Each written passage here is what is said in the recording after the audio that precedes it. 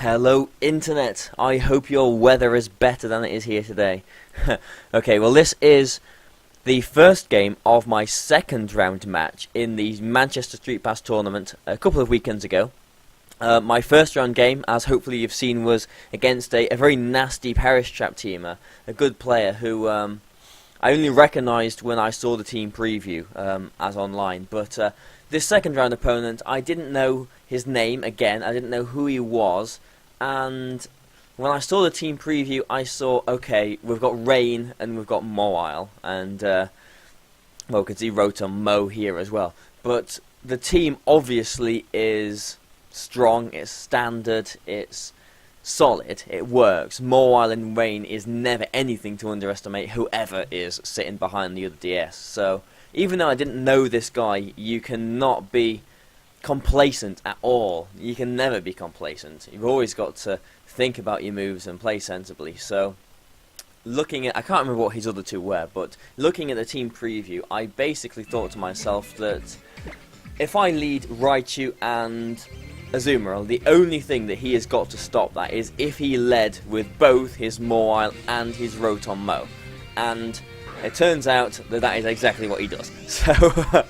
So I'm thinking, okay, maybe he sees my lead. Maybe he's prepared for Raichu and Azumarill. You know, maybe he's seen my videos, or maybe he's watched the Nugget Bridge Invitational. I don't know. Maybe he knows his stuff. So I'm playing safely. I'm thinking that if he knows what I'm planning on doing, like belly drum as I would normally, then he has to either burn or Leaf Storm that Azumarill slot and target it with a Iron Head or a Play Rough on his Moile, which seems like, you know, quite a sensible move. If I protected with my Azumarill, then I wouldn't really get much momentum because it's intimidated. Talonflame, though, can switch into all of those things quite nicely.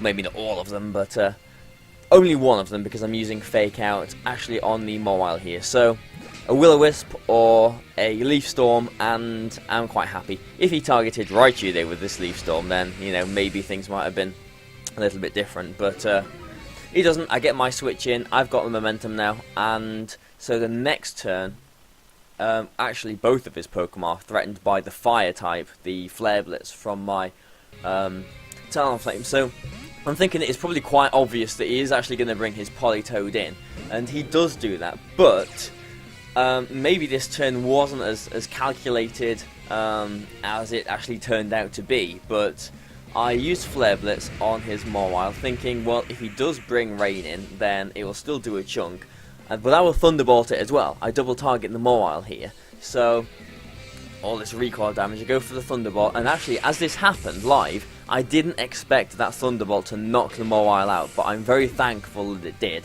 That is one big threat out of the way, a really big threat out of the way. This next turn, I go for the Protect on Talonflame, and basically, I think anyway, I'm going for the Thunderbolt probably on his Kingdra, thinking that if I survive this attack, which I actually don't, he gets a critical hit there. If I survived and I get a Thunderbolt off on that, and it's in Brave Bird range for the next turn, and then again I'm threatening, but basically nothing happens that turn apart from I lose my Raichu, which I'm not too bothered with. Raichu has, you know, served its purpose, kind of, I guess. Azumarill is a big threat now. Like, Kingdra can hardly do anything to Azumarill. Accuracy drops, annoying, but basically his Kingdra is the one that is threatened here, and so I do actually expect that to protect. I use Brave Bird, and I use Play Rough, actually both on the Politoed, so I'm double targeting it again here. All of these double targets it is actually quite risky, but it's working out for me, because, you know, if he protected his Politoed there, you know, I wouldn't have been in such a good position anymore. Same with if he protected his Mawile the previous turn, but this turn, again, it works out for me. I knock this Politoed out, which is nice. I don't mind the Talonflame going down, even though he has still got his Rotom there, because basically, we're down to our last two. I know that his Politoed is gone, so my Tyranitar can come in, get the sand up, get rid of this Rain, you know, permanently, unless he's got, like, Rain Dance or something. There's no reason to not Mega Evolve here, and I'm thinking that, okay, so my Azumarill is threatening his Kingdra. My Tyranitar can't one-shot either of these Pokemon at the moment, but he is probably going to target the Azumarill with a Leaf Storm and probably just go for a Muddy Water. So I protect the Azumarill because there's nothing that I can do to stop this Leaf Storm, basically. Tyranitar isn't faster, it can't one-shot this Rotom. So I'm thankful that this Muddy Water doesn't get the accuracy drop on my Tyranitar. He does go for the Leaf Storm, and I do go for a Dragon Dance here. We do obviously learn that the Kingdra is Life Orb. Again, that was quite an obvious play, I suppose. He could have burnt my Tyranitar there, but I suppose he was forced into going for that move. And basically, this next turn, I remember I wasn't comfortable making this move, but it does work out for me because Tyranitar is just, obviously the best Pokemon, besides Lipard. I go for the Rock Slide, which can't one-shot either of these, so I don't know what I was doing, banking on flinches or what, I don't know, but the turn works out for me. Actually, I don't think a Crunch would have one-shotted this Rotom anyway, so maybe Rock Slide was the best move.